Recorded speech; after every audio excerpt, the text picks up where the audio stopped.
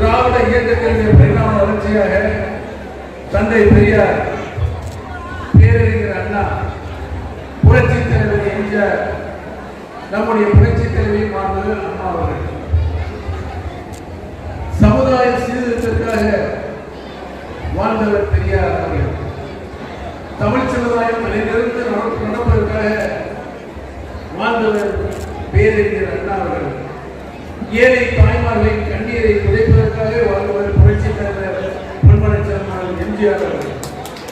இந்த முப்பது தலைவர்கள் அன்பு, அறிவு, ஆற்றல் ஆகிய குணங்களை ஒருங்கிணைத்து பெற்ற ஒரே தலைவர் நம்முடைய இதய புரட்சி தலைவி மாண்புமிகு அம்மா அவர்கள். புரட்சி தலைவர் எம்ஜிஆர் அனைத்து இந்திய அண்ணா முன்னேற்ற மாபெரும் இயக்கத்தை தொண்டர்களுக்கான இயக்கமாக உருவாக்கினார். ஏழை எளிய மக்கள் நல்ல பல திட்டங்களை அரசு மூலமாக செய்கின்ற நிலை அனைத்து இந்திய அண்ணா முன்னேற்றத்திற்கு வர வேண்டும் என்று புரட்சி தலைவர் எம்ஜிஆர் அவர்கள் 10 ஆண்டு காலம் ஒரு சிறப்பான ஆட்சியை நாட்டு மக்களுக்கு, ஏழை எளிய மக்களுக்கு தந்தார்கள். புரட்சி தலைவி மாண்புமிகு அம்மா அவர்கள் 16 ஆண்டு கால கழகத்துடைய ஆட்சியை தமிழகத்திற்கு நல்ல ஒரு திட்டங்களை, நாட்டு மக்களுக்கு தொலைநோக்கு பார்வையுடைய திட்டங்களை, தொலைநோக்கு பார்வையுடைய திட்டங்கள் என்று சொன்னால் அந்த திட்டத்தினுடைய முழு பயணிக்கு இன்றைக்கு வாழ்கின்ற மக்கள் பெற வேண்டும். எதிர்காலத்தில் 50-100 ஆண்டுகளுக்கு பின்னாலும் அந்த திட்டத்தினுடைய பலனை நம் மக்கள் பெற வேண்டும் என்ற மாண்புமிகு அம்மா அவர்கள் பார்த்துதான் 16 ஆண்டு காலம் மாண்புமிகு அம்மா அவர்கள் தமிழகத்துடைய முதலமைச்சராக ஆட்சி செய்தார்கள். மாண்புமிகு அம்மாவுடைய திட்டங்களை மற்ற மாநிலங்கள், இந்தியாவில் இருக்கிற மற்ற மாநிலங்களுடைய ஆட்சியாளர் பார்த்து அவருடைய மாநிலத்தில் செயல்படுத்துகின்ற ஒரு சூழலை மாண்புமிகு அம்மா அவர்கள் உருவாக்கியிருக்கிறார்கள். அனைத்து இந்திய அண்ணா முன்னேற்ற கழகம் உருவாக்கப்பட்டது.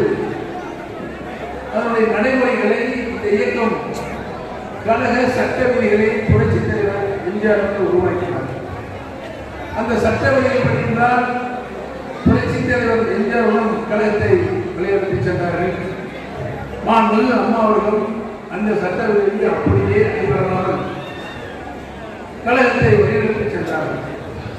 புரட்சி தலைவர் எம்ஜிஆர் அவர்கள் மறைந்த பொழுது 16 லட்சம் உறுப்பினர்கள் கொண்ட நம்முடைய இயக்கத்தை மாண்புமிகு அம்மா அவர்கள் கழகத்தில் பொதுச் செயலாளர் 30 ஆண்டு காலம் பொதுச் செயலாளர் பதவியேற்று நம்முடைய இயக்கத்துக்கு வந்த வேதனைகள், சோதனைகள், நம்மை அழைப்புவிட நம்முடைய திமுகவும் நம்முடைய கூட்டாளிகள் சென்ற சட்டிகளெல்லாம் முறியடித்து அம்மா அவர்கள் மீது போன்ற பல்வேறு வழக்குகளை, பொய் வழக்குகளை எதிர்நின்று இந்த இயக்கத்தை மாண்புமிகு அம்மா அவர்கள் 1.5 கோடிக்கு மேற்பட்ட தூய தொழில் கொண்ட மாபெரும் இயக்கமாக மாண்புமிகு அம்மா அவர்கள் உருவாக்கியிருக்கிறார்.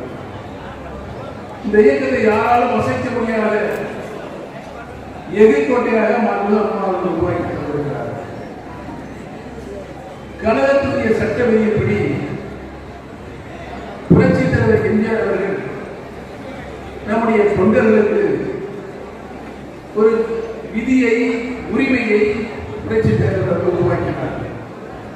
தலைமை கழகத்தினுடைய பொதுச் செயலாளராக நம்முடைய கழகத்தின் உச்சபட்ச பதவியான பொதுச் செயலாளரை கழகத்தினுடைய அடிமட்ட தொண்டர்கள் தான் வாக்குகள் மூலம் தேர்தல் மூலமாக தேர்வு செய்யப்பட வேண்டும் என்ற விதியை புரட்சி தலைவர் எம்ஜிஆர் அவர்கள் தொண்டர்களுக்கான அந்த விதியை உரிமையாக தந்தார். இன்றைக்கு என்ன நிலைமை? கழகத்தை கபலீகரம் செய்து கைப்பற்றிக் கொண்டவர்கள் தங்களிடம் குவித்து வைத்திருக்கின்ற பணத்தை கொண்டு விலைக்கு வாங்கி பொறுப்பாளர்களை அவர்கள் கழகத்துடைய பொதுச் செயலாளராக வருவதற்கு 10 மாவட்ட செயலர் முன்மொழி வேண்டுமா, 10 மாவட்ட செயலர் வழிமுறை வேண்டுமா, 5 தலைமை கழகத்தினுடைய நிர்வாகிகளாக இருக்க வேண்டுமா? யார் போட்டியிட முடியும்?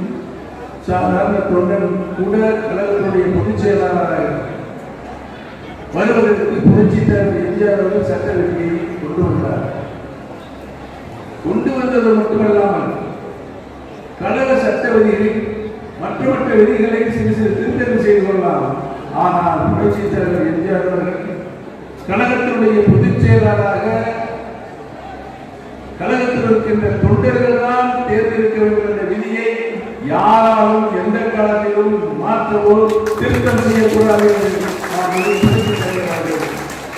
அந்த சட்டவிதியில் குறிப்பிட்டிருக்கிறார்.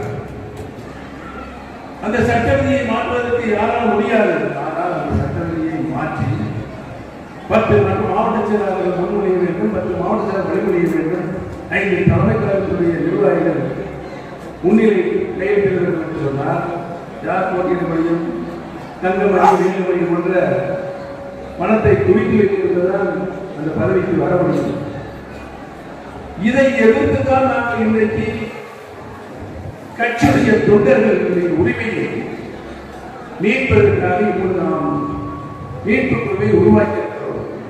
இந்த மீட்புடைய பணிகளை, செயல்களை, கடமைகளை மாவட்டங்கள் அனைத்து மாவட்டங்களிலும் சென்று மாவட்டங்களை அணுகின்ற அனைத்து நிர்வாகிகளையும் பொதுமக்களையும் சந்தித்து நேரடியாக சந்தித்து புரட்சித் தலைவர் எம்ஜிஆர் அவர்கள் புரட்சித் தலைவர் அம்மாவால் 50 ஆண்டு காலம் இன்னுயிர் இருந்த இந்த இயக்கத்தை காப்பாற்றிய இயக்கத்தை இன்றைக்கு பணத்தால் மட்டுமே இந்த இயக்கத்துடைய நிர்வாகம் என்ற சூழ்நிலையை உருவாக்கியவர்களை அப்புறப்படுத்த வேண்டும் என்ற நல்ல நோக்கத்தோடு தான் நான் இன்றைக்கு புறப்பட்டிருக்கிறேன்.